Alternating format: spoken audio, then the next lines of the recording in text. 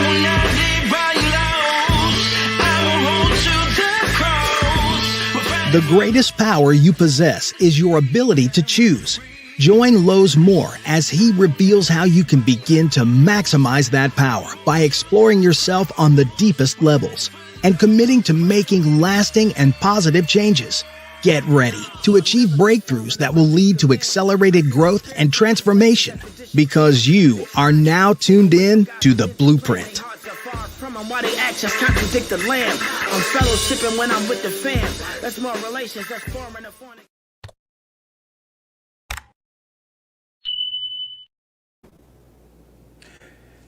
Good evening, and welcome back to the Blueprint Podcast. This is Lowe's Moore, and I'm coming from Fayetteville, North Carolina.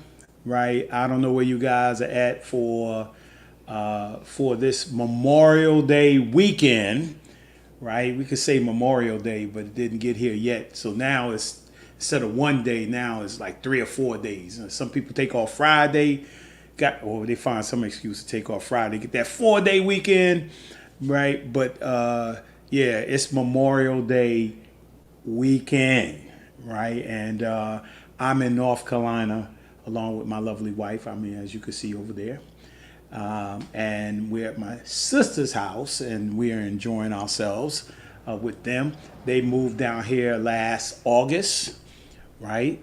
They moved out of Mount Vernon and came down here to join her brothers. My brother Curtis is here. My brother Douglas is here. We just left my brother Doug's house. He had an amazing, we're barbecuing over there, fried fish and ribs, all the good stuff over there. And of course, man, I got to mention Daisha. Man, Daisha had some cupcakes. Oh yeah. Whew. I mean, Did you get one? I did get one, man. I didn't get one. I was like, man, look, I've been eating too many of those things, man, because I'll be rolling back in Mount Vernon. I mean, but yeah, we're here this Memorial Day weekend. Excited to be here. And one of the other reasons we came down, because every year for years now, the McNair, I'm part of my mother, my Aunt Joyce, my Aunt Dolores are part of the McNair family, right? And they had a reunion, 1-day reunion. So we drove down here to my brother's and my sister's in Fayetteville, North Carolina, man, to hang out with them. And then we drove over to Plymouth, North Carolina, my birthplace.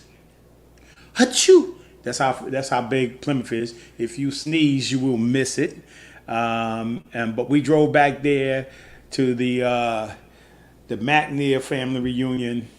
As you can see in front of me, man, all the different connections and stuff like that.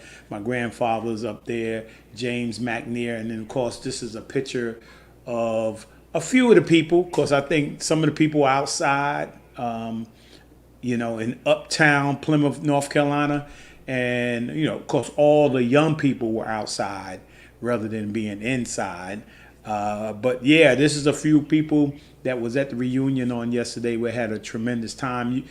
You got to have reunions, man. We think for the Bushes and the Moores, we were there on yesterday. And there go my mother, my Aunt Dolores, my Aunt Joyce, man. Of course, we were in yellow, the McNairs. And it was just very nice. I enjoyed myself. I met some people, and I think we had a cousin, right? I think we had a cousin. He's 93 years old. You could see him down there. He got the yellow ribbon right around him right there. And Alfred. He's done some great things in Cumberland County, if I'm not mistaken. They said he's in the Hall of Fame for agriculture. And some big title. Mm-hmm. Did you have some folks there that lawyers, you have a major singer, nurses. Yeah. I mean, yeah, everybody just doing their thing in the McNair. I think it was the Davenports and who else was Davenports, McNairs. And you have of course, Davenports and McNairs. And let's go back to that list. Did it say their last names on there? No, we can't see them. Nah, okay. We can't see him, but yeah, I'm sure that some of you guys are probably scheduled a family reunion around this time. 3-day weekend, 4-day weekend. Man, we just had a great time. Hope you guys are enjoying yourself today. And I know I am. I mean, I know my wife is. I mean, this is probably the most relaxed, that she's been. And if she puts her phone down, check this out. If she puts her phone down, she will just fall asleep, just knock out and get some rest. I wasn't bothering her. I was just like, jokes.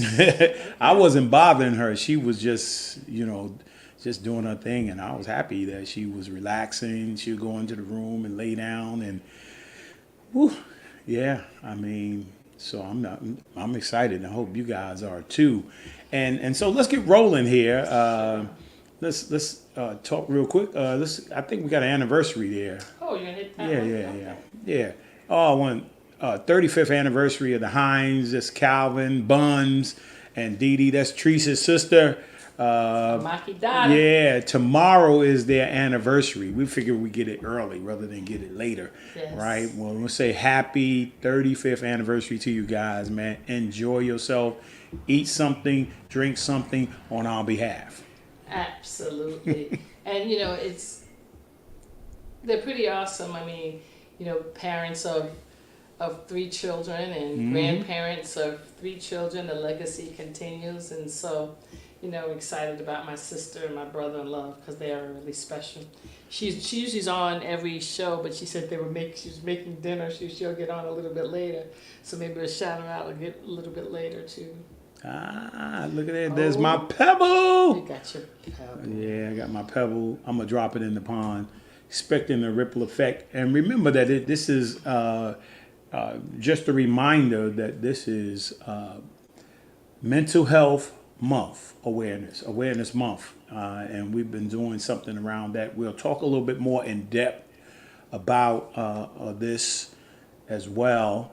And later on the show, hopefully my guests, who was doing an amazing job. He's going to be, he had a memorial bash, right, that he's coming to join us tonight. And my wife is going to be on as well. And so let's get rolling. Guys, that was not my intention. So my intention was to do what I normally do, which is to stay behind the scenes and let him do all the stuff. This was my weekend when I said, what did I tell you? Anytime he asked me something, what did I say? She said, hey, this your weekend. Whatever you tell me to do, I'll do. Like Coming to America. Whatever you like. Whatever you want. Exactly. Bark like a dog. A big dog. A big dog. Let me see you bark like a big dog. Ooh. Now listen, look, this is the part of the movie because you could be assured, girlfriend. I said Coming to America. Yeah, so let's start out with the word of the week. Ooh, word of the week. We're going to talk about the word of the week. I noticed I skipped over the book of the week, so but this is the word of the week. I've been showing throughout this month, there's been an animation movie that I've been showing. It seems like it's for kids, but I think adults need to pay attention too, as they think about, your children growing up. You have kids, you have grandkids, and they're growing up. This movie kind of gives you some inside or deep details about what a kid may be going through as they grow up. So it was Inside Out 1, and then coming in June, there's going to be Inside Out 2, and it's a little girl going through her early stages of life, being a baby, over in, adolescence, being a baby, and going through whatever she's going through. But they're animation pieces that are inside her brain, right, that are called emotion or emotions.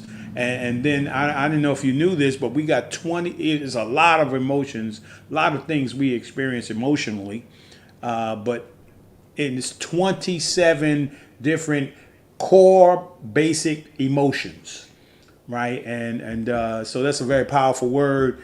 You may be thinking, like, as you get older or when you were younger, You were feeling anger, right? You were feeling happiness, you were feeling joy, resentment. As you grow older, these emotions start to magnify themselves. And so that's my word of the week, right? Is emotion, right? And then my affirmation, the Hill and Pierce Harper affirmation moment, quote moment. It says, "You possess the power to change your thoughts. It is the greatest power, the power to choose," by Bob Proctor. We all have the power to choose, right? And so if we're feeling a certain way, you know how powerful music is? I mean, you can listen to music, and some music can just depress you or make you nervous or bring back memories from the past. Or you can listen to some music and get inspiration, right, to change the way you feel or to change the way you think. Also, we have the power, right? When we are thinking one way, we have the power to say, I'm not going to think that way, and I'm going to choose a word. I'm going to be happy. I'm going to choose the word happy, and I'm going to think about being happy, right? It may be sad, but you know what? I'm going to think about all the wonderful things that are happening in my life that I want to show some appreciation for, and so we can change our thought. We have the power to change our thoughts, right? And that's important too. And then here's the music and movie Anomaly by Lecrae. This has been out a while now, but this is, a way of something that is abnormal, something that is not normal, right? And in Lecrae's book, he has a book also, and inside that book, he talks about all the abnormal things, all the anomalies that came in his life. Very powerful book. All the things because he's a Christian rapper, gospel rapper, and he's talking about a lot of the songs in there about some of the experiences he was feeling emotionally, things that were happening in his life, issues that were going on in his life, and in his book and in his album, he kind of sings and he kind of talks about those things. And then the new movie that just came out on Friday, I'm looking forward to see it because I'm a kid at heart, right? And I got a wild imagination. Right, when I was a kid, man, I used to think of all kinds of things, right? But if is like human beings bringing things that kids think about and dream about when they're little that we think are just our imagination, right? They find out that it really wasn't part of the imagination, that those things are real. And so they make those animation or those things that you've been thinking about or imagining, they bring them to life, right? And because we all grew up with our imaginary. Anybody out there, raise your hand or put it in the chat if you had I didn't have any imaginary friends, right? But did you have an imaginary friend? Now, I never had an imaginary friend, but did you have something, that you carried around that you like, oh man, this is a pillow, right? Or did you ever play, you get your doll and then you make that doll come alive by making that doll do different things, jump, run, so forth and so on, right? It's imaginary. I mean, your favorite doll, no, $6 million. I had a $6 million man doll, man. I should make it jump over stuff, I felt bad for the army men. I remember, it's funny. I remember we had a discussion a couple of months back, and we're talking about like certain memories and different things. Like I like to remember like having an imaginary friend. I think the most that I ever had, believe it or not, was a little tiny teddy bear that my Uncle Joe bought me. And it's the only thing that I remember, but I remember when Dee Dee got sick and she had all of those toys she came home with and everybody was buying her stuff because she was at Grasslands. And we went to the store and Uncle Joe was buying her some big gigantic stuffed animal. And I was sitting there and I picked up this little tiny stuffed animal. So it probably is big enough to fit in my hand. And Uncle Joe said, "You want that?" And I was like, "Yeah." And he bought it for me.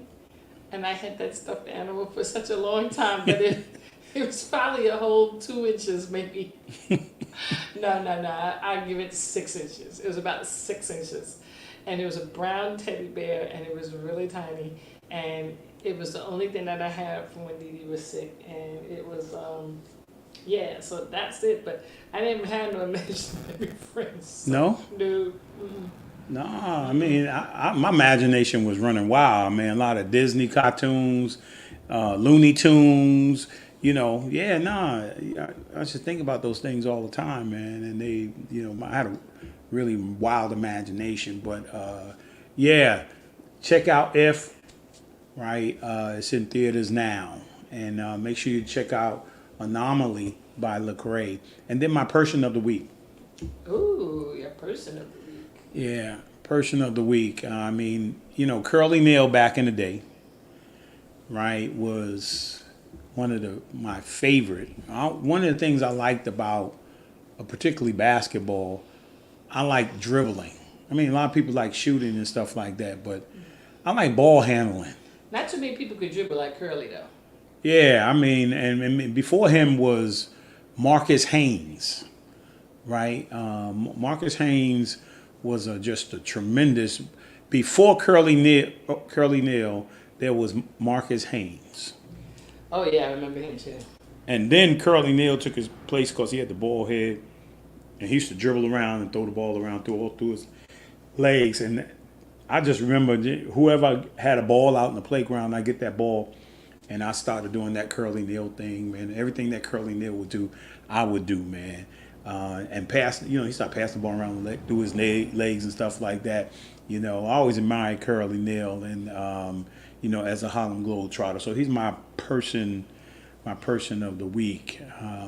Curly Neal, man. I mean, nobody will ever forget Curly Neal and the Harlem Globetrotters and all those guys, man. So, and then I want to go back to my book.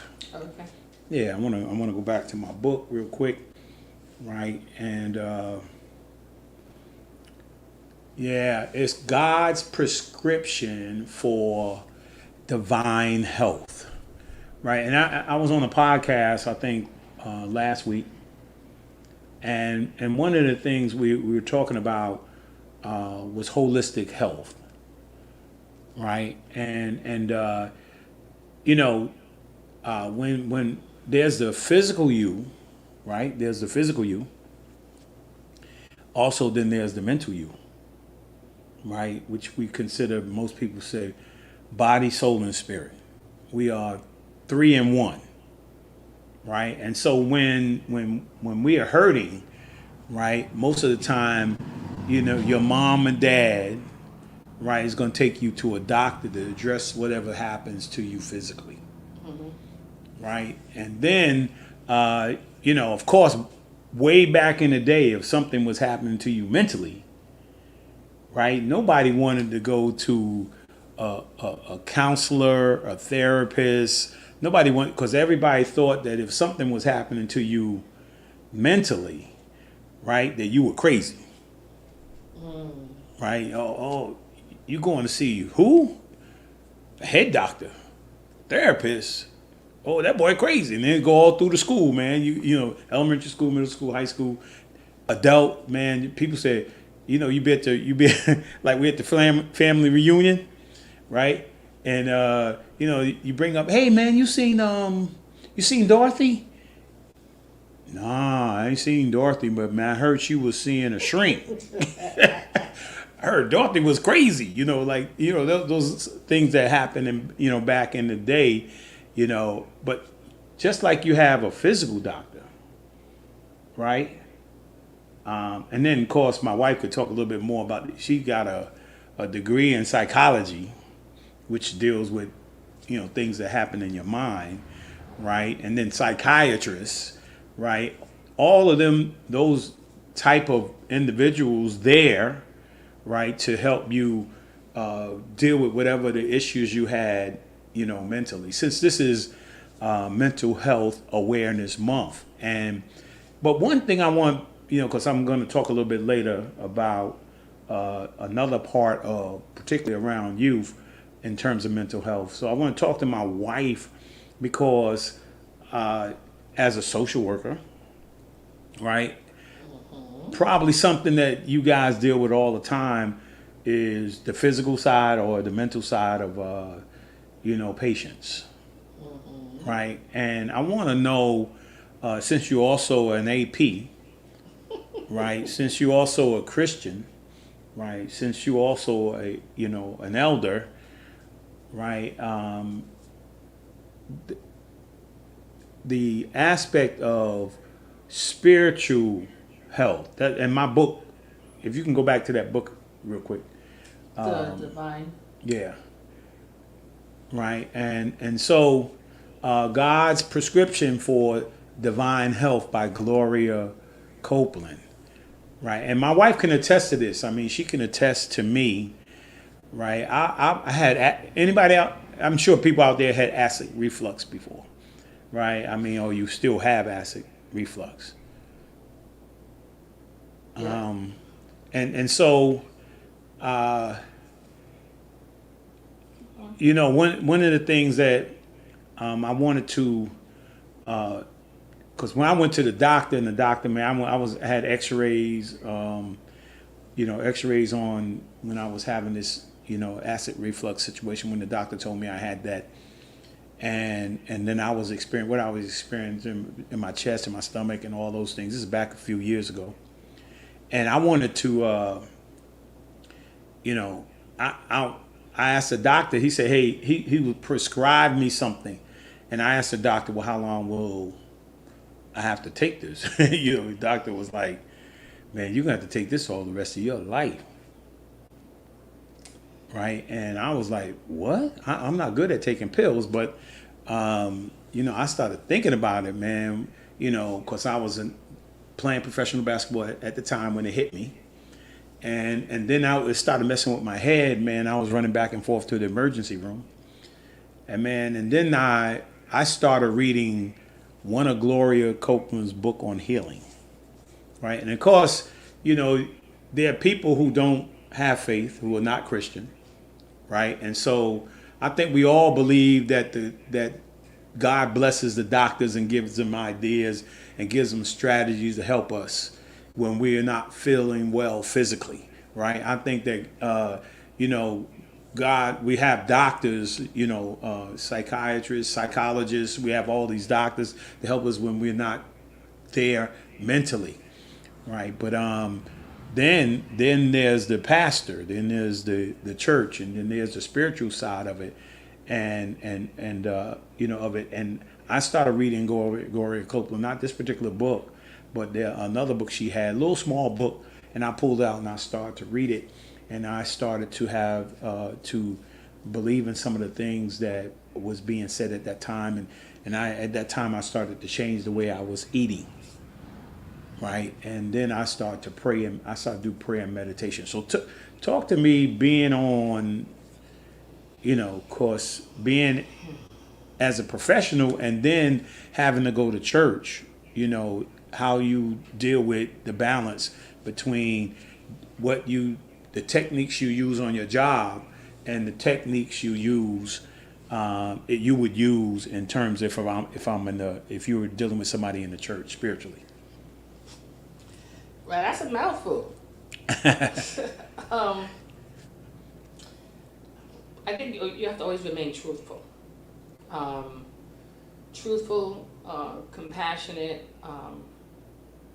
and making sure that people understand that there's help. There are places you can go and people you can go see for help. I believe in prayer. I definitely believe that God is a healer and he can heal every situation and every disease, and I've seen him do it. And I know he can, and he will, but I also believe that, that he also did give people a skill set, for them to work on and to help them with these particular issues. I believe strongly that in ministry and in pastorship that counseling is important because a lot of people seek the pastor, go for the pastor to help them with some of these things. And the pastors, I believe, not only do they need to be prayerful and, on top of, because there's nothing new under the sun, right?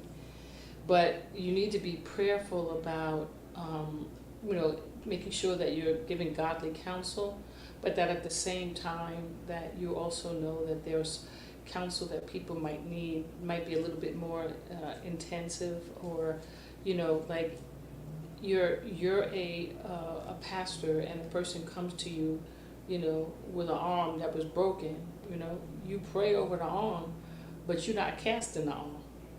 You send them to somebody to cast the arm. The person comes to you and maybe they say they have to have this, and you make the referral. Something's wrong with my car.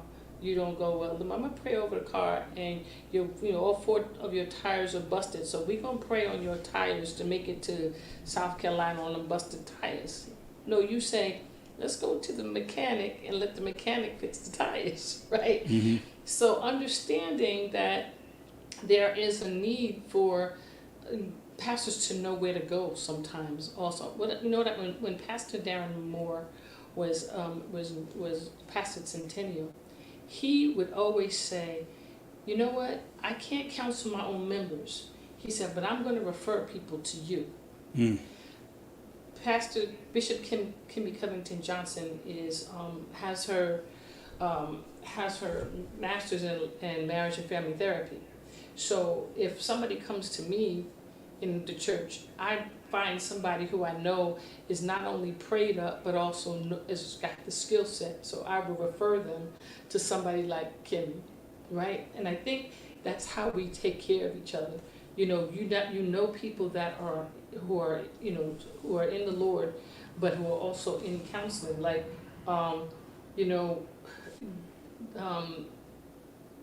Chelsea and Janelle, like Janelle Miles in Charlotte, and Chelsea here in New York and Connecticut, they're doulas, and they do a lot of work with women who are having babies, right? So they work so closely with them. So as a Christian, right, I would refer, if a person said they wanted to have a doula, I would refer to them, right? So I guess for me, if you know that I am a counselor, that I'm professional in what I do as far as marital counseling, individual counseling, but I'm also a person that is a person that loves the Lord, you would say, hey, I want to refer you to Patrice, because she's got not just the one, but the other person that will refer people to me is Pastor Wheeler, Pastor Jeffrey Wheeler. Like, he'll say, listen, I'm going to send somebody over to you. I remember one time Pastor Morris Coleman, he called me, something was going on, and he called me, he said, sis, this thing is real, what should I do, in that scenario? And I gave him some direct advice about what to do in that particular situation, because sometimes, it's okay. Sometimes I think we feel that if we make a referral, for some help outside, that we don't believe that God can do it, or that we may not seek outside help for somebody who really needs outside help. So I believe very strongly in, I'm not going to, hold on for a second. Our battery's getting ready to go. I'm not going to lose sight of that. Can you go on and you talk really quickly, because I got to take care of a power source we got going on over here. So. Okay. So yeah, I agree with you, and we were having this discussion, right? And sometimes, and this is where I believe that sometimes it could be what's happening to somebody. Sometimes it could be spiritual. It could be physical, right? And sometimes it could be mental, and sometimes it could be spiritual. So you can get a diagnosis, right? And it may need a spiritual answer. It may need a mental or mental health answer, or it may need a physical answer. So that it just it just depends. It may need all three, right? But I think there's a power of looking at this since this is Mental Health Awareness Month. That there is a spiritual component in terms of health, as well. You know, yeah, there's a physical component, there's a mental component, and then there's a spiritual component. So I think we're looking at so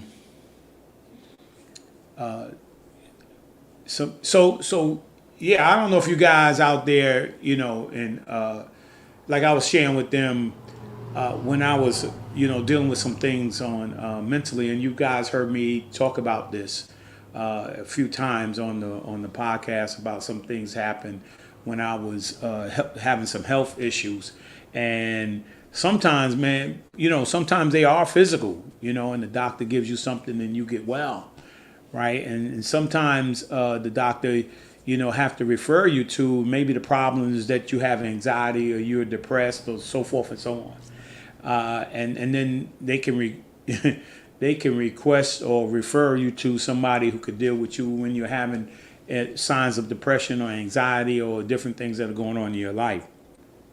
And then sometimes those attacks could be spiritual, right? And then so you may need you may need the Word of God, right? You may you may need meditation, right? You may need spiritual counseling. So you know, but I just want to kind of bring that to your attention, right? And so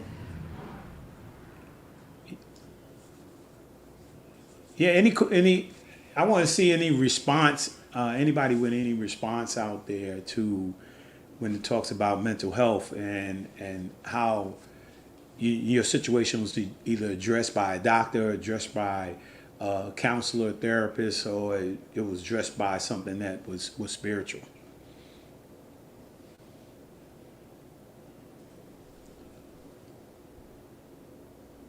Or maybe yeah. And also I want to say before we're going to enter into another segment, but before then, I want to say that this is the last show of this season. It's crazy, but this is the last show of season 4. And when I come back next week, we're going to be in season 5. Can you believe it? It's been 5 years. I cannot believe it. It's been 4 years. 4 years? It's been 4 years. We're ending 4 years, so it hasn't been 5 years yet. No, but I'm saying we end in 4 and we're about to enter into 5. Yeah. Right? And yeah. And any comments out there? All right. Look like my man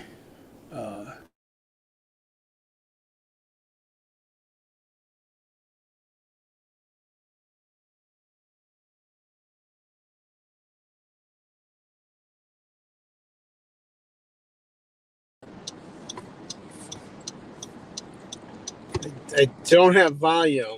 Hold on.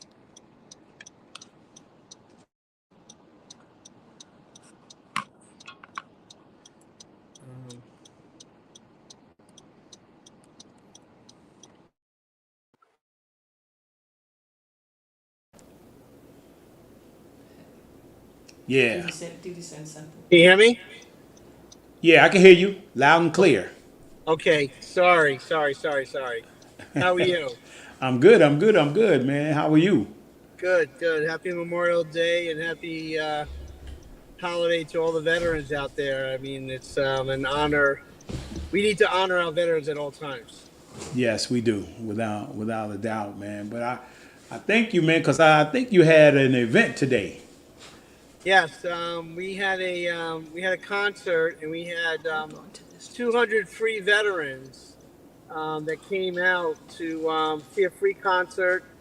We collected about 200 pounds worth of canned goods, and we had 4 or 5 young people that overcame adversities and challenges to perform on the stage in front of a large audience. So we just came back from that, so that's why I'm in the car. Garage door open. Yeah. And of course, you know, we're in North Carolina, and you know, we had the reunion on yesterday, family reunion. It was very delightful, and I'm down here with my brothers and sisters, you know. And I looked up, I said, oh, Steve got something, an event going on. Well, you know what it is, because it's Mental Health Month, and I know that all the work that I do is all community based, and it's really about providing a platform for people, young people, older people that have overcome some adversity or challenges in life. So a lot of the folks have had dealt with mental health issues. So that's pretty much what I've been doing for my whole career. Yeah, yeah. And I wanted to show, I didn't know if I wanted to show a couple of, well, I want to show something on you real quick if possible. We look like we're working on some technical difficulties here. Uh, but yeah, talk to me. I was just mentioning my wife and I before we get into a subject that I wanted to get into was my wife and I was breaking down different aspects, particularly in terms of the different aspects of mental health, right? And we were talking about the physical aspect, like what happens to us physically, right? And then what happens to us mentally, right? And then sometimes what happens to us spiritually, right? And so, being properly diagnosed is important because sometimes we can have something that's happening to us physically that impacts us mentally. And sometimes we can have things that are going on that will impact us mentally that will impact us physically, Right, right. No, right? no, no, no doubt about it. No doubt about it. I mean, it goes hand in hand. And I think that what happens if there's any kind of challenges or stress or adversity or trauma, that that could obviously affect what you do physically. Could lead into depression, poor sleeping patterns, poor eating habits, different unhealthy things. So that can affect your mood and your level of, if it's depression, level of depression. So yes, the things that happen and occur mentally will definitely affect you physically, and physically, if you're challenged with a physical ailment or a medical situation that limits you or restricts you, then obviously that's going to affect you mentally, and your, self-esteem, self-confidence, your motivation to succeed could be hindered by how you are during that event or trauma that's going on. Yeah, and I was sharing with them a little bit earlier. When I was going through a situation with acid reflux, it was, of course, it was impacting me physically, right? And then it started to impact me mentally, right? And then then it got to the point where, of course, I was seeing a doctor and a few times, a bunch of times, to be diagnosed. And then, of course, they wanted me to be on. They gave me medication. They wanted me to be on that medication for. He said he had people in there 5 years, 10 years, for life. And I was like, I'm not a big pill taker, and then I thought that there was a spiritual attack more than it was mentally and physically, and so there was strategies that I learned through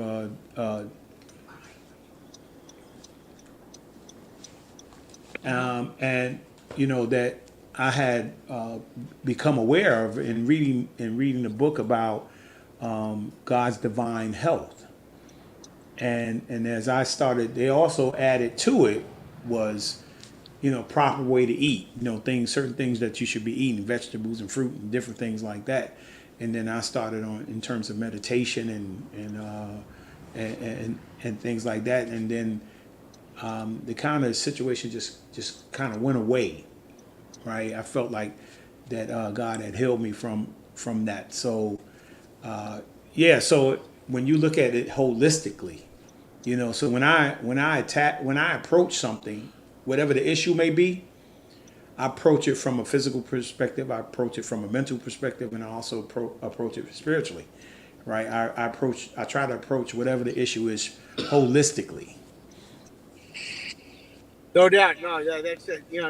The spiritual component is probably the most important component that a lot of individuals have lost touch with themselves spiritually, and I think that that's where some of the intense challenges come in, because if you're struggling something psychologically or mentally, and or if you're struggling with something physically, and your spiritual foundation is not strong, that's going to lead to a life of more challenges, and the inability to overcome those challenges.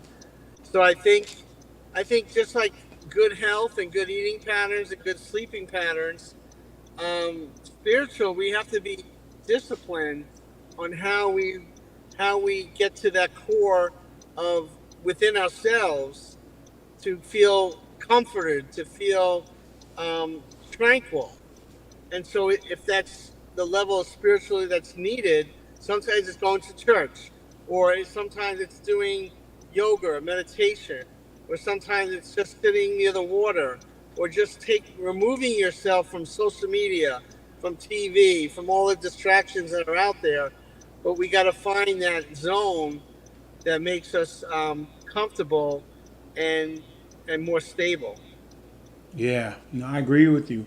And then we were discussing. I was at the Boys and Girls Club, stopped by the Boys and Girls Club as I was driving by, and of course I saw Mr. Johnson out there, and we were having a conversation. And then you drove up, and so talk a little bit about what you do at the what's your role at the Boys and Girls Club? Because we were having a conversation about that.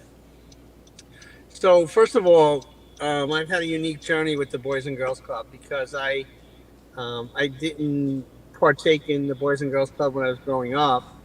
Although I was within the foster care system, so and I bounced around a lot. There were programs that I saw others, involved with, like the Boys and Girls Club. So I've always become, from that experience, I've learned to take that experience and use that in my professional career for all these years. So I had a opportunity to try to open up or to maintain a Boys and Girls Club in Long Island, Hempstead. Hmm. And unfortunately, due to all kinds of different things, mostly finances, the club had to close. So when that Hempstead program closed, it was a huge void, because Hempstead, to me, mirrors the community of Mount Vernon. So when it closed, the high school graduation rate was 36%, meaning 36% of the kids that go to high school in Hempstead graduated. That means what? 64% are not graduating, which is very, very concerning at that time. And out of that 36%, only 1% was going on to college. So, and then the program closed. So the trickle down effect in that community was significant, and it still is a huge void. Unfortunately, when that program closed, and that remains the saddest, and the biggest void I have in my professional career, is seeing that thing close. So all these years later, I've been doing my own thing through my chapter's community support services, and doing my private work, and doing advocacy shows like your show, The Blueprint, which is great. I've always wanted to provide a platform for others, to families, for children. So when I got the opportunity, when I was asked to become the mental health therapist at the Boys and Girls Club of Mount Vernon, I was all in right from the get go. First of all, Lowe's, you've been a friend, a mentor to me for over 10 years. And because of your book and all the work that you've done over the years, and your family, it's somebody that I've looked up to all these years. And we've had different events together when you released your book. And I've always known about your passion for the Boys and Girls Club, and your how you mentor the young people there. So when the pandemic hit and you started your podcast, I was really excited about that.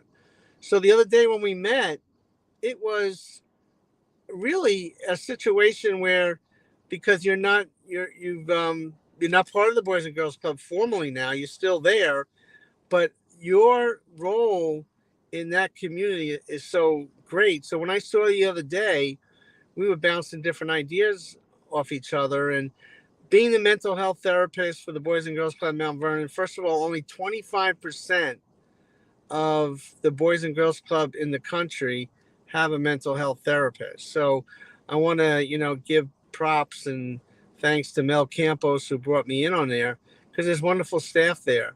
The staff really is setting the tone for the future of the young people there. So my role at the Boys and Girls Club in Mount Vernon is to coordinate services that the staff is utilizing there, is to working with the boys and girls one on one and within group settings to kind of get down to their feelings on how they feel about certain things, to give them a platform for them to talk about their feelings or the different stuff that they're going through. There's a lot of situations that those young people are going through that they simply need to be heard, and not just to be heard, but to have resolution, to have some strategies, how to cope, how to heal, how to deal with a certain situation that they have no control over, or nor did they ask for. So my role is to work with the boys and girls individually, to work with them in the group, and to work with the staff so they have better techniques on how to utilize their strengths and how to, support the young people there too. Because if they're acting out, if a boy or girl is acting out at the club, usually there's something behind it. And when I talk with them, I begin to realize what's behind it. So I've been offering counseling services there. In addition, a lot of the parents are unaware how to navigate through the special ed system within the surrounding schools that they are going to, that their children are going to. So I've been working with the parents how to advocate for themselves, how to advocate for their son or daughter to get the services that they need, because sometimes school districts do not present in a proactive way due to funding. Sometimes they don't present things because they are um, there's money involved um, with not there's money involved with each school district, and sometimes that money is not utilized for in the correct way. So me working with those parents, within the last couple of months, I've had 4 parents that were unaware of how to navigate through the special education system, but now they do. Now they went to the CSE meetings, their son and daughter got tested, and now they're getting services. So my role now is to work with parents as well.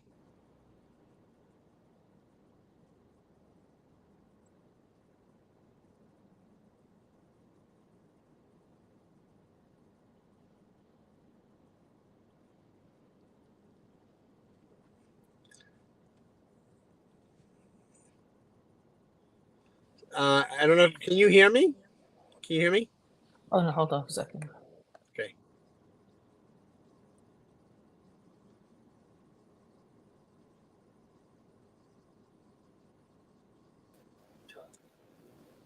Can you hear me, Steve? Now I can hear you. Can you hear me? I can't hear Steve though. You can't hear.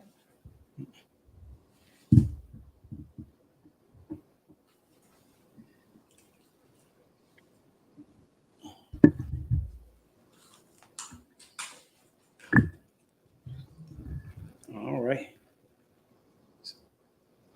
Hello? I can hear you. Can you hear me? Still can't hear Steve. Yeah. Huh?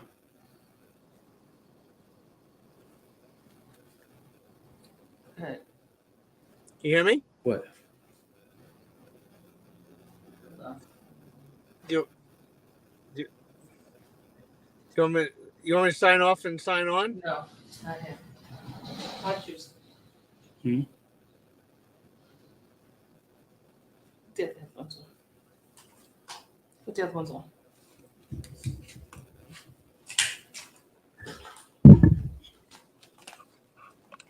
Steve, can you talk?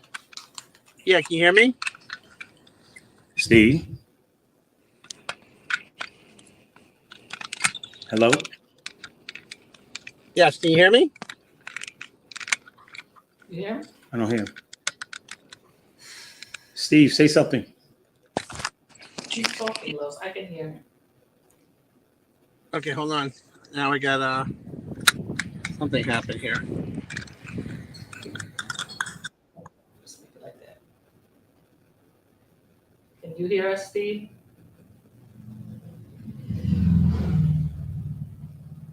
All right, let's talk. Hello? Hello?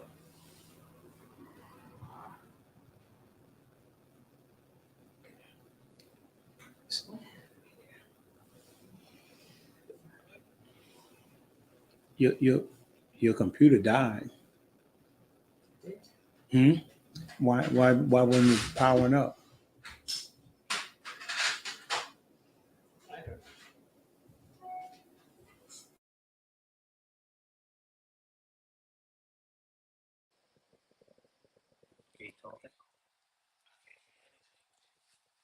Talk to the people.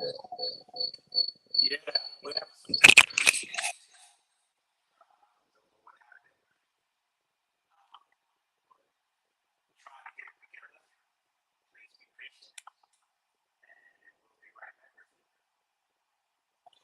Okay, show the video.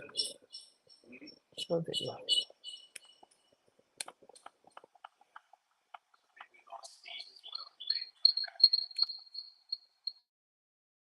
The COVID-19 pandemic may have created a perfect storm, but it also created a profound opportunity to rebuild a healthier tomorrow.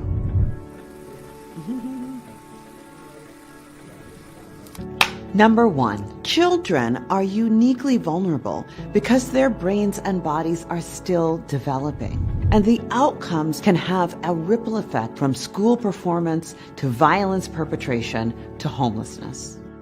Number two, early detection and prevention efforts can make a significant difference. Number three, a nurturing parent or caregiver is a critically important resilience factor for children, turning potentially toxic stress into tolerable stress. I want every child to have the opportunity to grow up free from abuse and neglect and to live to their fullest potential. So I'm joining UNICEF to make parenting supports universally available. It's not just good for individuals, it's good for families, communities, and our entire global community.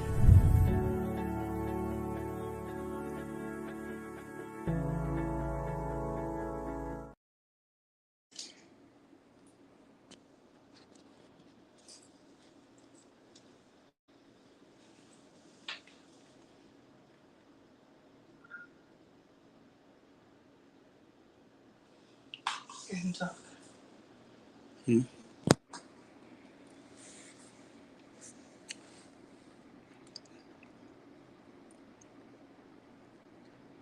Yes, we've been having some technical difficulty here.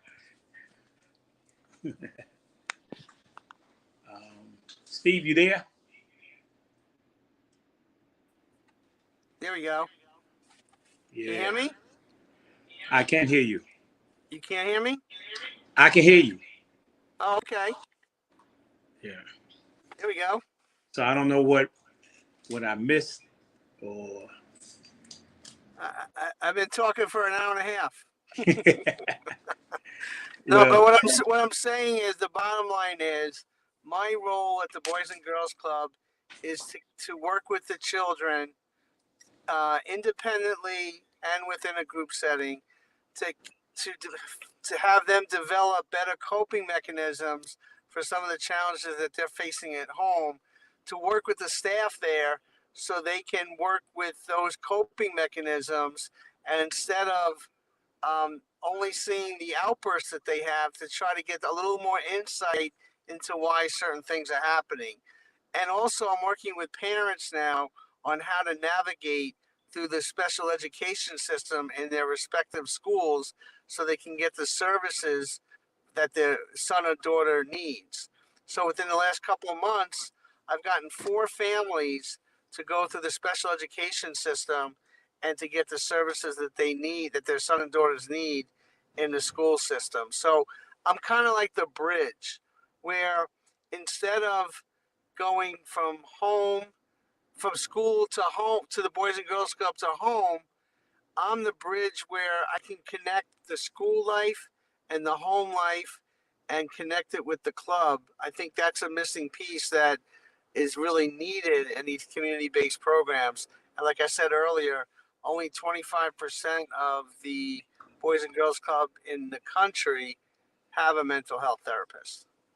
Wow. Yeah.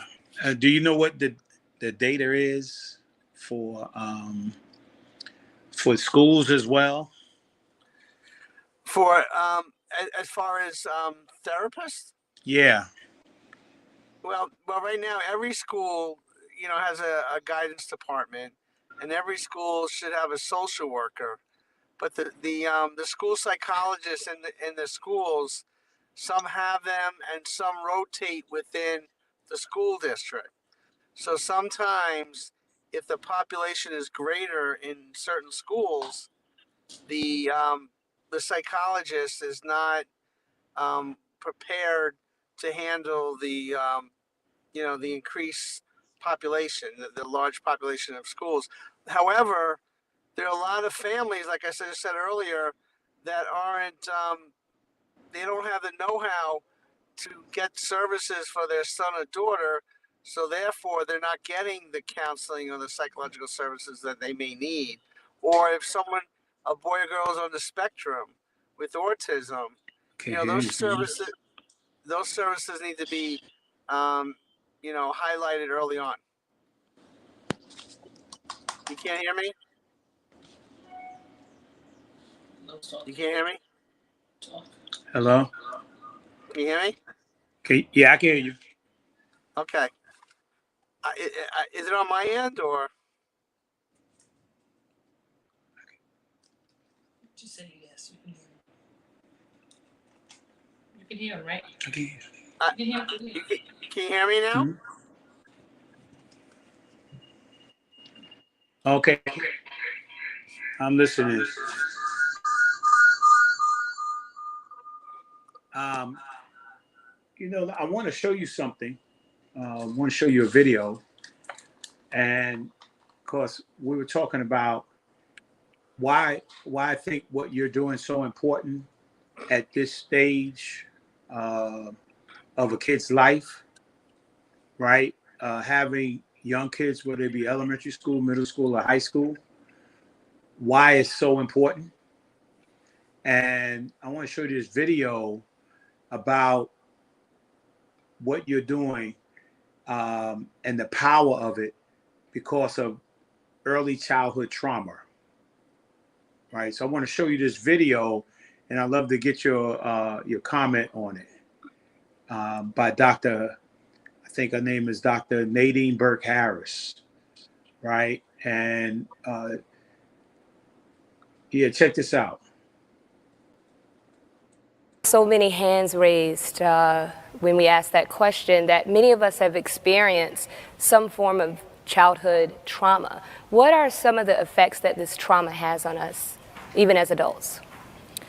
Well, I think that some of the effects that we perhaps recognize the most is the impact that it has on our mental and emotional well-being, our ability to connect and develop healthy relationships. But when we experience trauma, especially in childhood, it literally gets under our skin and changes our biology. Because that moment when you as a child were sitting there knowing that you had told the truth and dealing with your mom as she was harming you, right? Like, we know as children that the role of our parents is supposed to be to protect us. And what happens in that moment, that fear, that terror, that trauma, releases all kinds of stress hormones in our body, what we call the fight or flight response. Right?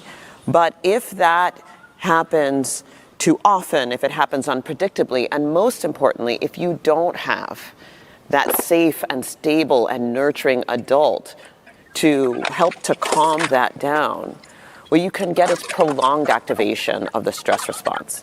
And that can lead to long-term changes in the way our brains develop, the way our hormones regulate, even the way our immune system functions, and even down to the way our DNA is read and transcribed. And that is what can lead to not only increased risk of mental health challenges like anxiety, depression, but also a lot of things that people don't recognize. Heart disease, stroke, cancer, diabetes, even Alzheimer's. Right? And so now we recognize that childhood adversity is a public health crisis. That's important. No doubt. Yeah. So can you hear me? Yes, yes. Can you hear me? Yes, I can.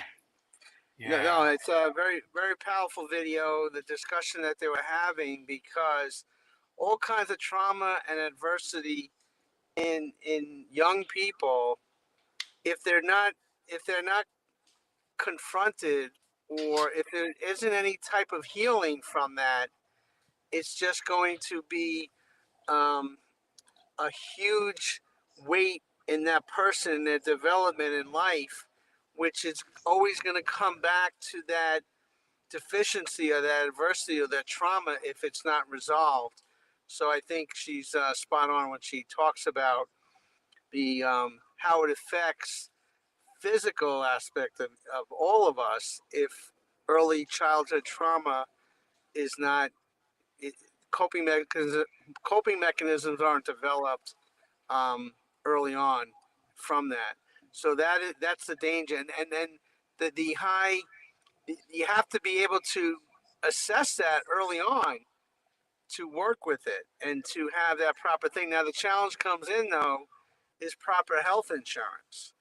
So if the school is not picking up on these aspects of a person's childhood development because of the inability of the families to advocate for their sons or daughters, and there's no services, and there's no health insurance for mental health services, well, that's where the challenge comes in now too. Because if you look statistically, you were asking statistics. Statistically, half the country has proper health insurance, and maybe a little less than half. And if you have health insurance, mental health and dental, or even eye and things like that, are not going to be covered. Yeah. I just thought that what she, when you look at adults today, right, and looking at, I can look at my own childhood and think about some of the trauma that I had experienced during that time. And when I was writing my book, and I was writing on family, right, and because I had gone on to become successful, um, when I started writing that book and I started remembering, some of the things that happened to me in my childhood, right, I just started crying. Situation I thought that I had moved past, that I had gotten over, realized that the trauma still existed, right? And so if it's not, if nowhere to put that that trauma somewhere, right? Then it acts out. You can see where it acts out, and people, taking drugs, you know, uh, you know, alcohol, becoming alcoholics, drug addicts, I mean, because some of those things that they experience and younger in life, they don't know where to put it at, and so Right. they haven't dealt with it, and so they try kind of pick up things to help them cope, and then again it plays out somewhere along the line in how your physical health is as you get older. No doubt. And you were able to, maybe you were able to cope with that because maybe the Boys and Girls Club back then was an outlet for you.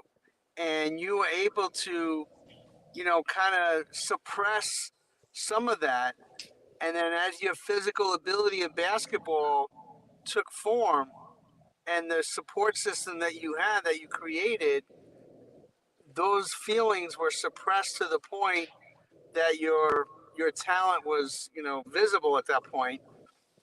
But then I'm sure you had moments in your basketball career and even when you were younger that some of this stuff resurfaced at different moments, and or maybe they were suppressed until now. It- you know, you there are people that can overcome some of the trauma, but it's always a part of you.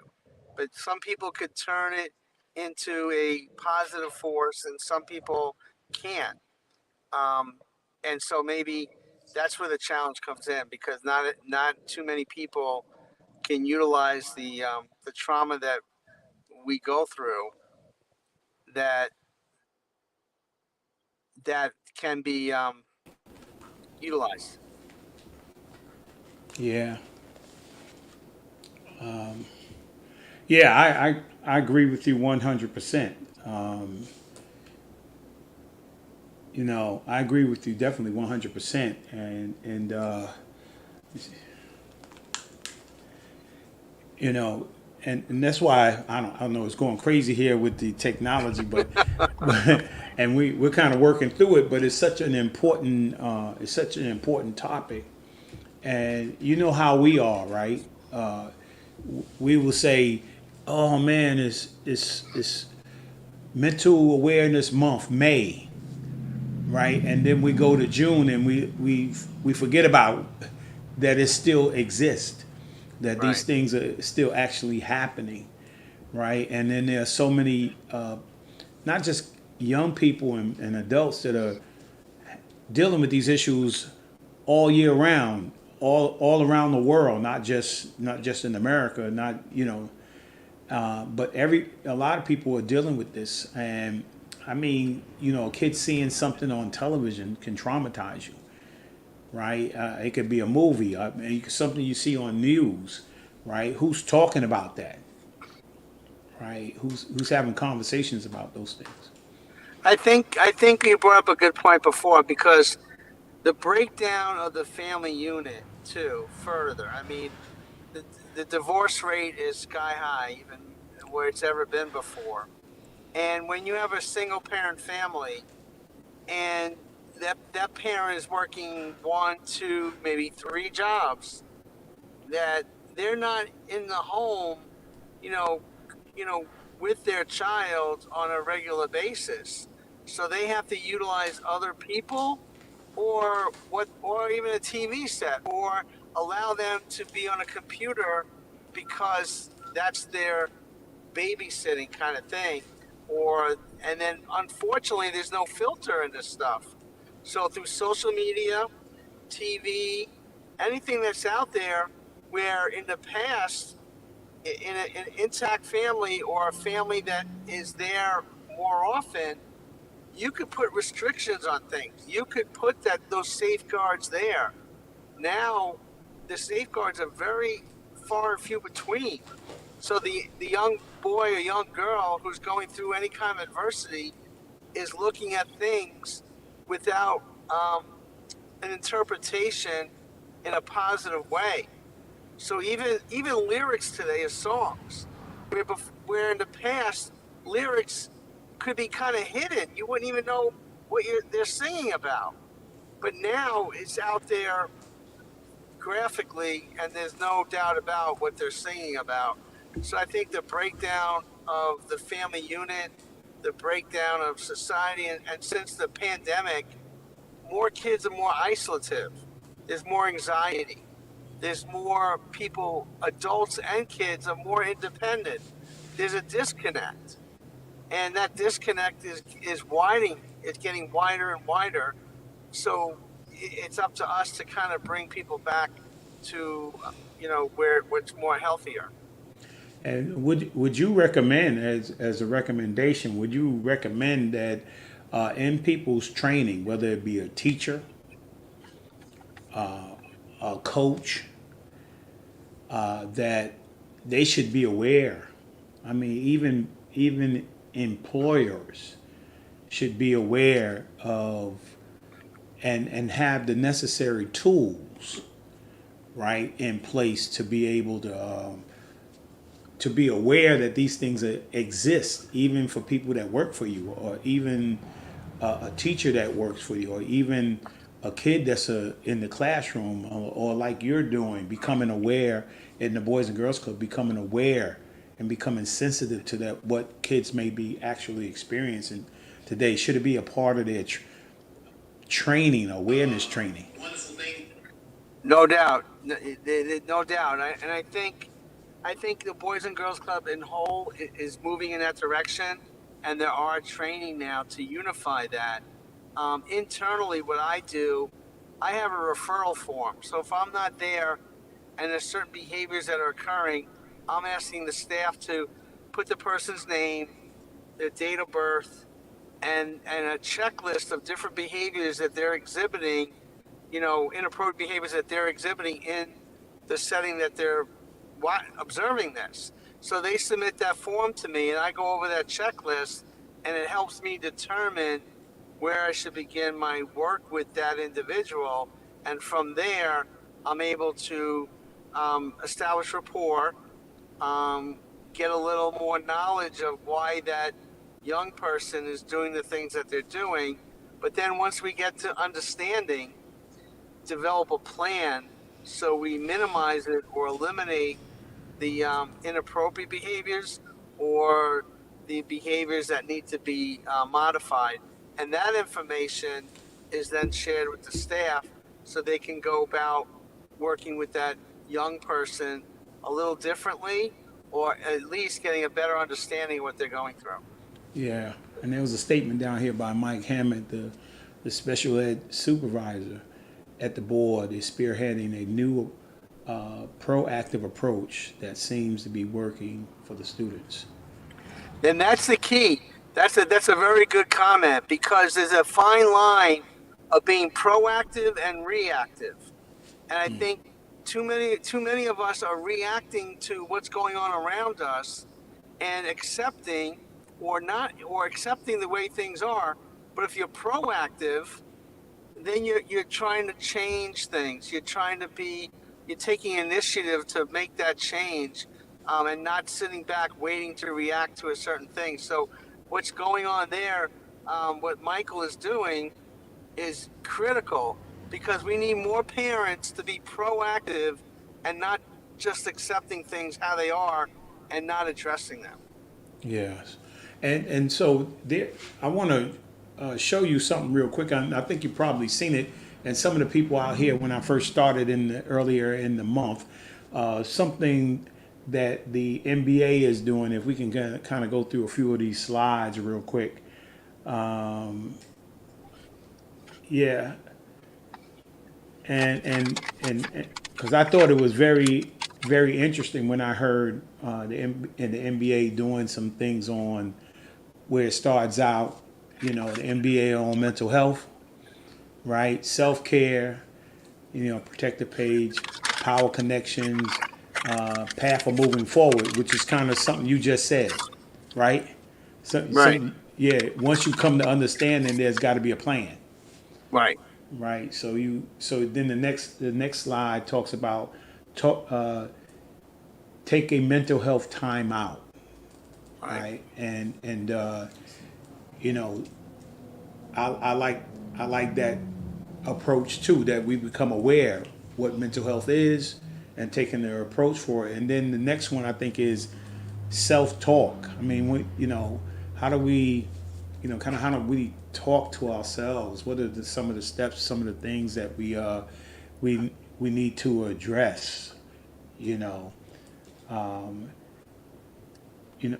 So I like that as well as a part of it, and then the accountability partner, right? Knowing that we are aware of what's happening, what's going on, right? Who can we talk to? I mean, you know, who can we be accountable to each other? These are some of the things that can be used, like at a boys and girls club, or in school systems, on a job situation. Some of these approaches could be used, and appreciating the journey. I mean, I think it was one of the things that said appreciate the journey. And so these are kind of some of the examples that could be used, in everyday life. Youth organization, community organizations, school systems, actually on jobs and different things like that. So, yeah, very, very powerful, piece. I know you said you had taken a look at some of this information as well. Yeah, no. What the NBA is doing is very, very important, and it's very much needed. I mean, these kids, the young kids that are talented in basketball, they go to college, and then all of a sudden they're thrown into the NBA. Only a small percentage of people make it to the NBA, and there's not the support system once you get there. Once you transition from high school to college to the NBA, and you got to remember when the pandemic hit, a lot of those seniors in high school lost their last couple of months of their senior year. They lost their graduations. They lost their proms. They lost the ability to connect with people and say goodbye, to have closure in some of those high school friendships. Because, like yourself, the day you graduate from high school, life changes rapidly. If you're going to college or whatever that is, so there's a whole large population out there that lost those last couple of months of high school year. And we as a society and as clinicians have to remember that, we have to look at that, because that's a large group of people, young people, that have a void that needs to, be looked at, and also kids with different physical challenges, developmental disabilities, or even autism. They lost direct services, that they were during that time, and some of those direct services never came back because of Zoom or different things or what have you. So we kind of have to backtrack and get back to the basics. I like that. And I want to show you, I think we showed it earlier, but it was so much stuff going on. I want to show Dr. Burke had another one about, I think she was addressing some of the issues in terms of the pandemic as well, and had a proactive approach to it. The COVID-19 pandemic may have created a perfect storm, but it also created a profound opportunity to rebuild a healthier tomorrow.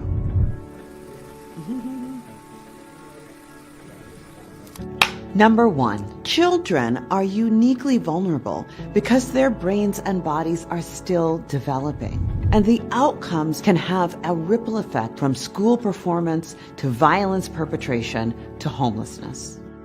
Number 2, early detection and prevention efforts can make a significant difference. Number 3, a nurturing parent or caregiver is a critically important resilience factor for children, turning potentially toxic stress into tolerable stress.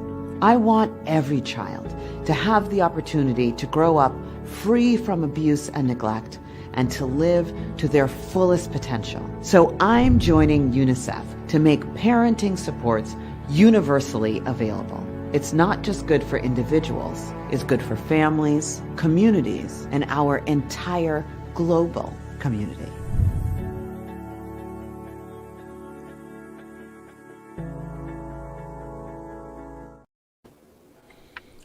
Yeah, I think she addresses some key points there. Yeah, no doubt, no doubt. Again, it comes down to you mentioned it earlier too, Lo, is a holistic approach. It's not just the mental strength, the internal resources. You have to be strong internally, the physical part of it, but also the spiritual part. It's three levels here, and I think even statistically, when families do not have dinner together, cognitively those boys and girls suffer. Those young people, because statistically, the intellect of a boy and a girl, a young person, increases the more you have family meals together, the more you do things as a family. And since that's broken down, that's what we're already having challenges with that. Then, if there's no spiritual component, the discipline behind it, the belief in God, if they're not going to church or they're not having that time where there's no TV, there's no social media, there's no phones, then that also breaks down because kids are on their phone so much, and statistically too, the when you're on your phone right before bedtime, that affects your sleep patterns, and it affects your your the way you think and the way you transform yourself for the next day.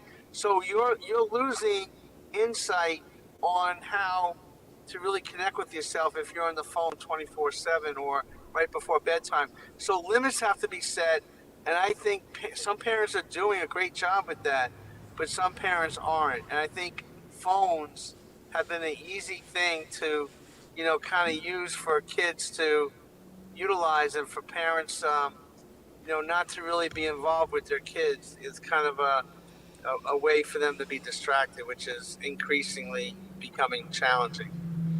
Yeah, and then I think I was talking. My wife is over here, and we're talking about, sometimes things, or information or revelation, right? Sometimes, see, some things could be revelation, some things could be information, right? And there is always a spiritual, like it's a holistic component. Like we're trying to get the show.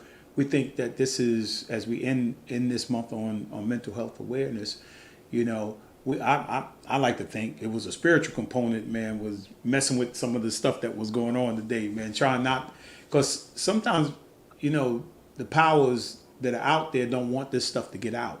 They don't Right. want this information or this revelation to get out, right? Especially when you say, there's a physical way to deal with this, but also there's a mental way to deal with this, right? That impacts our soul, and then there's also a spiritual way to deal with this, Right. right? And so that's a lot of times we don't want to hear. We don't want, the powers that be don't want to hear that information, right? Because they know that information will solve some of the issues that we're dealing with out there. So, I want to apologize for the technological difficulty or stuff like that, but I think we got enough of it in, to have an impact. And so don't be discouraged if you're coming through, if you're going through the podcast and technology's not perfect. Steve knows this, I know this, right? Steve been doing a lot longer than I have, right? And but we wanted to get this out in regards to mental health, and get it out there, and especially the holistic part of it, because sometimes we can forget about the spiritual aspects of things. We can look at the physical side and what the doctor can do and what the psychologist can do, but sometimes we forget that there's something more powerful than even both of them, and that's God. So can I mention those two also, because you had asked me and I had gotten was trying to deal with it. I could foresee the technical difficulties coming, and I said, "Oh my goodness, let me step away." But before I do, I wanted to show you, and I'm hoping that I can pull up. We have a conference this Saturday coming up at our church called Hurt, Help, and Heal Conference, right? And so Friday night, it's ladies gathering together. Any ladies that want to come to talk about, and girls and ladies, talk about things that we've been hurt by over the years, whether it be trauma, whether it be whatever it is. But it's really going to be able to let people release whatever hurts that they're having. Saturday, we're going to have a help fair. Not a health fair, but it's a help fair. Anybody who has services that provide help to people in the community, we're asking that they come out. We have the Neighborhood Health Center coming. We have I believe Archway's coming. Arms Acres is coming. St. Vincent's is coming. We have, quite a few different agencies that are coming that will have a Narcan training, a CPR training, So we have a lot of stuff that's gonna be happening. Blood pressure test training, blood pressures will be taken as well as diabetes. So there'll be a lot of things going on that day. And then Sunday, the woman who's our preacher is actually a PA, physician assistant, but she's also a prophetess, and she has a program called Healing Hands. And so we're going to focus on the healing on Sunday. So we have a full weekend. But it's just to let you know that sometimes even in ministries that we need to seek out services for people to see what's out there, and so we don't care. We're thinking big. We want the community to come out and just let people know that there's services out there that are not necessarily always in the church, but maybe connected to the church because of relationships that they have with people in ministry. Yeah, and I think that's important and powerful because we need those partnerships. We can't be on the island to ourselves. I mean, I think the preacher needs the doctor, the therapist, vice versa. They need each other, right? In handling some situations. Some situations you can pray and God will do it. Sometimes God doesn't do it, right? And so then you have to go to the other services, whether it's Alcohol Anonymous, Drug Anonymous, whatever it is, groups you need to get in. But the church needs to know that these services can be helpful. And there's a lot of praying doctors. I mean, I remember Dr. Ben Carson. He had some of the greatest surgeries that a person could ever have. Mm-hmm. He always prayed before he went into surgery. That's right. Yeah, definitely. Yeah, I know. That's right. Yeah, so I just think it's important. That's wonderful work that's being done at your church and what you're both doing. And I want to say one thing too.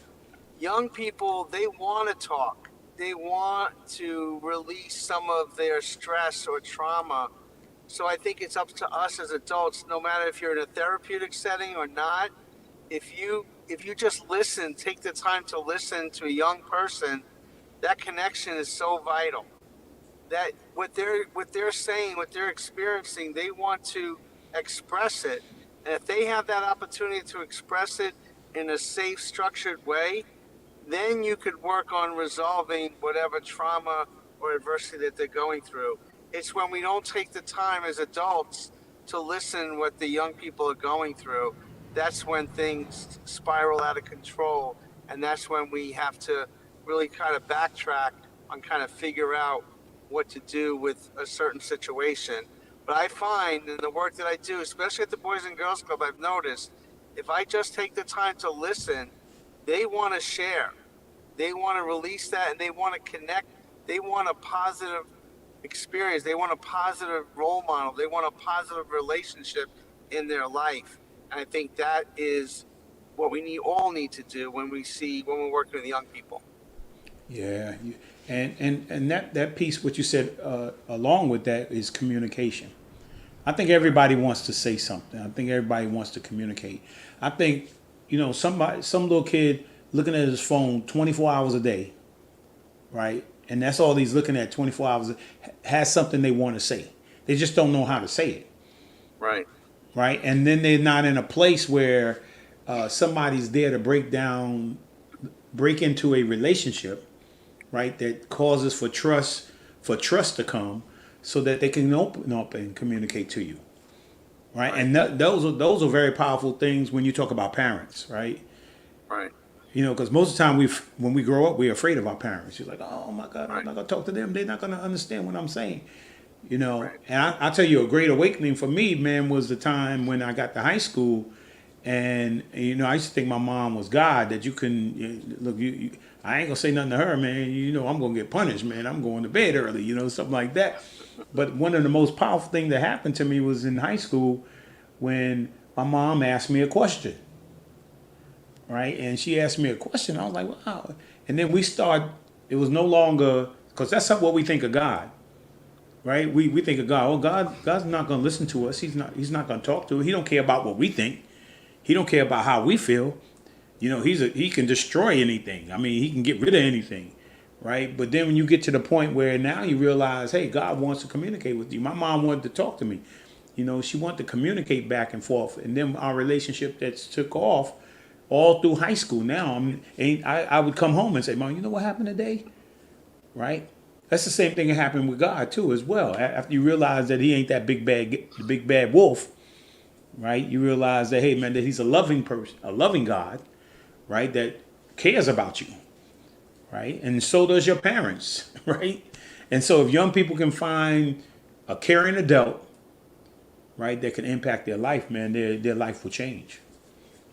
No doubt. And there's a lot of parents that are doing wonderful things with their children, but I think it's the community-based programs that kind of support what the school is doing and what the family is doing to coordinate that. And so I think that's very important, like the programs like the Boys and Girls Club have to offer. Oh yeah, without a doubt. So Steve, man, I'm gonna let you. I think you getting on the road here. You on the road? There's some things up here. We got a couple of things out here. Let's see what real quick. Mike was talking about Tori and Kendall Tori and Kendall. and the superintendent and the principals. Yeah, Yeah, Mike was talking about a number of different things there. It was great. yeah. Dee Dee was saying it takes time to find a therapist. You can access help now virtually or in person, and she's absolutely right. You know, and I think, you know, like I said, in ministries, I think that every ministry should have somebody in it that can access resources outside of the ministry as well as helps outside. If you can begin to do that, that would be a great thing. So, yeah. And it doesn't mean that you don't trust in the Lord, because I believe that you're trusting in the Lord and He gives you directions. He gives you people that you could reach out to. So, yeah. Yeah, and sometimes you have to be overt, right? You just have to let people know, right? Right. But then there's sometimes you have to be covert, right? You have to learn how to communicate with people where they are, right? And you know, don't throw your religion on them.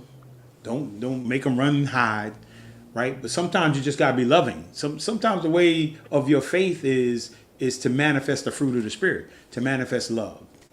And it's also important, I think, the reason why I think it's important to understand it in ministries is the confidentiality of it.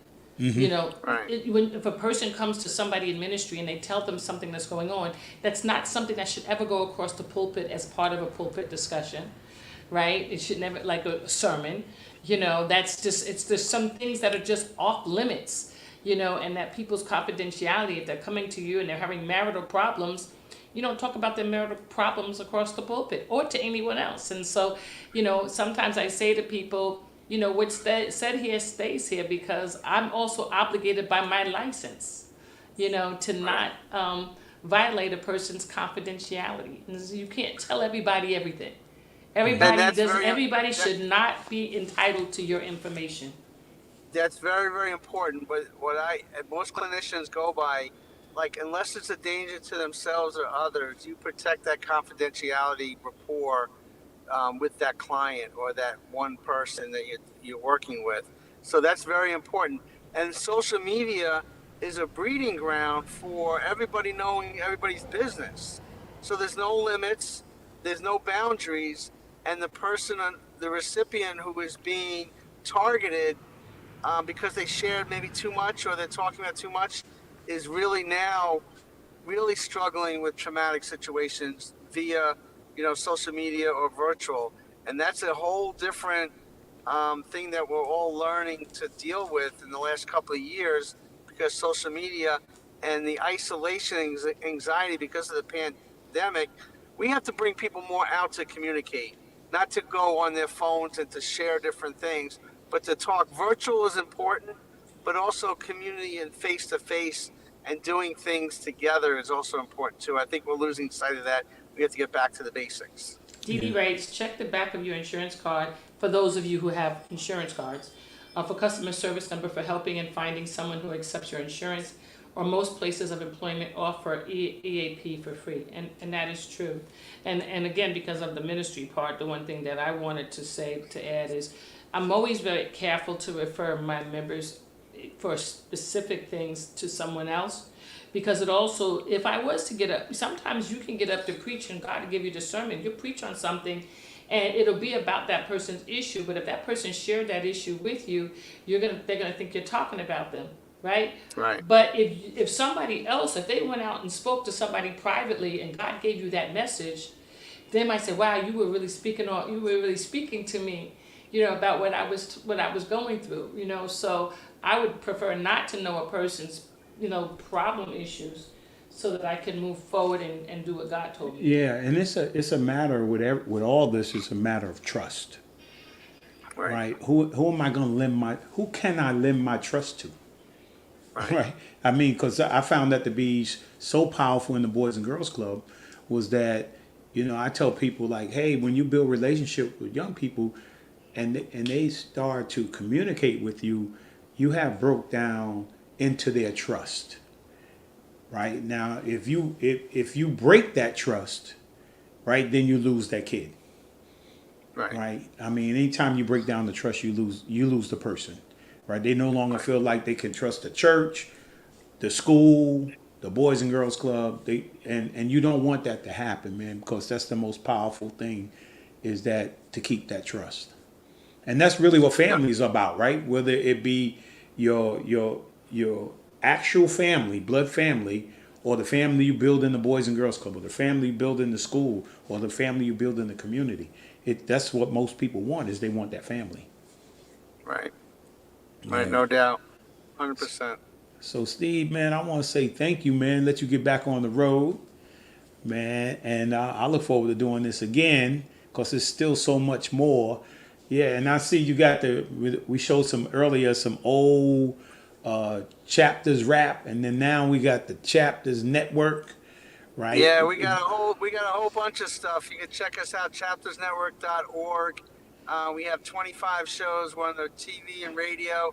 I have, just so real quick, 80% of the young people have overcome a disability, so they've been trained to learn a skill set of studio and field production. So 80% of the young people that I work with, have overcome a challenge, but they're really the crew that are making it all happen now. So for me, that's what it's all about, is to providing an even playing field for kids that need a chance or a second chance, or just to be heard and not be defined by their disability or their challenge in life, be defined what they can do in life and their skill set and who they are as a person.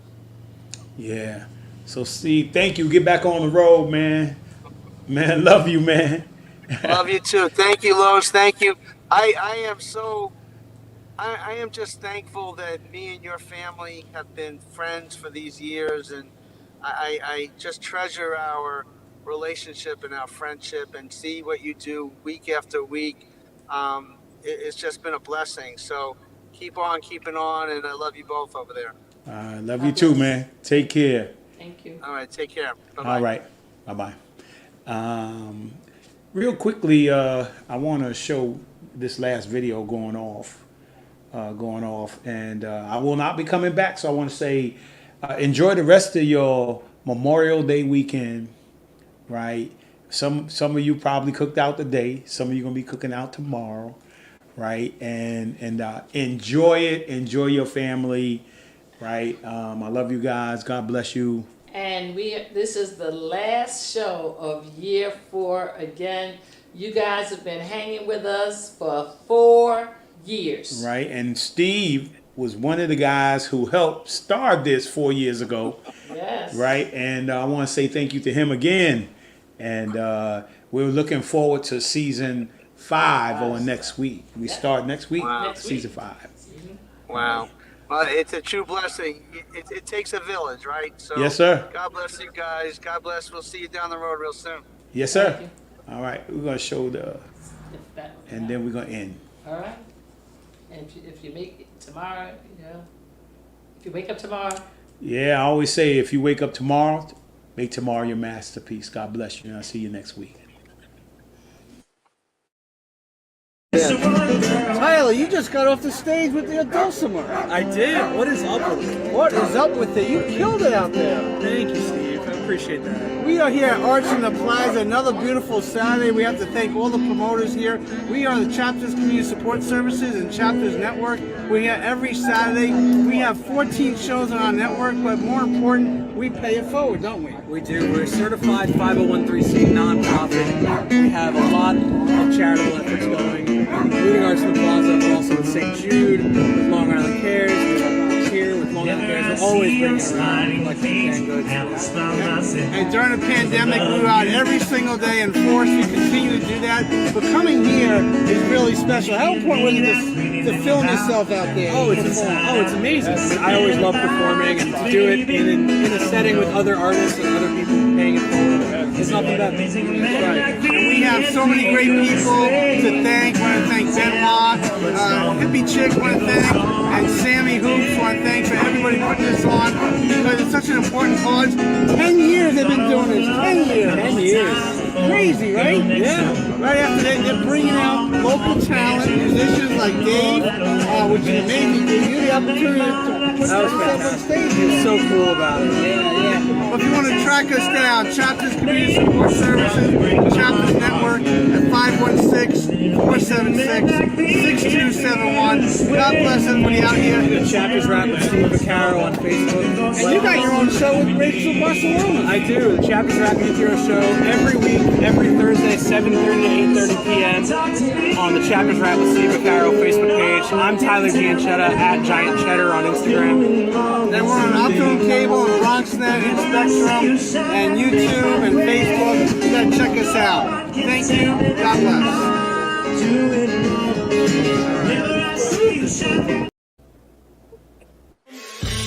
We really hope you enjoyed this episode of Lowe's More, the Blueprint Podcast. Stay connected and follow us at our website, www.lowesmore.com. That's LOWESMOORE.com. You can also join the discussion on Twitter at Lowe's More and on Facebook at Lowe's More Jr. As always, thank you for pushing your mindset towards a better reality. This concludes the most thought-provoking portion of your day. Don't forget to like and subscribe to this podcast to stay fully up to date with everything we're up to. Until next time, be kind to yourself and each other. What they teaching is a joke. I ain't buying it like I'm broke. Insufficient funds for insignificant.